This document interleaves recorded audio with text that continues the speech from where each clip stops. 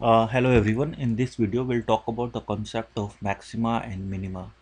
So, for example, now if we have an equation y is equal to f of x, and if we draw this equation, it looks something like this,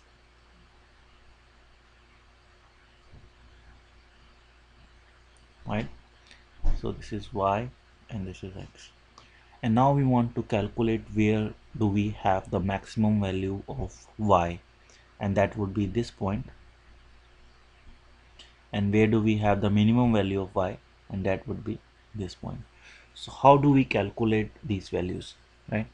So now as we all know that if we differentiate this function, so dy by dx, that will be equal to slope of that line, right? Or that curve. So why it is the slope? Because if you look at this equation, so dy, you can consider it as delta y, and dx as a delta x. So if you divide delta y by delta x, that will give you the corresponding change in y when there is a small change in x, and that's what the slope is all about.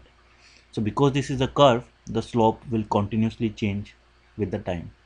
So now if you look at the maxima, then you will see that x maximum point, the slope of the curve is 0. So it's a flat, it should be a flat change. Or in other way, if you change the x a little bit, there should be no change in y, because we are we have a plateau here. So in that case, there should be, the slope should be 0. And same way, at the minima, the slope will again be 0. And again, when you change x, there should be no change in y, because there is a plateau here. So we have two plateaus. So if we differentiate this function and equate it to 0, so dy by dx is equal to 0, we should get two values for x. That will be x1 and x2, where x1 will be this and x2 will be this, which corresponds to minima and maxima and minima. Now how do we know that this x1 correspond to maxima or a minima? So in that case, we have to take the another differentiation, and that will tell us how the slope is changing with the x. So now if we do double differentiation, so d square x by dy, in that case what we'll see is that we are seeing how the slope is changing with the x. So now if you look at the maxima, then slope is initially positive, right? So this is maxima, slope is initially positive, and then it moves to negative, right? So we are going from positive to negative, and this information can be obtained from d square x by dy square, or a double differentiation.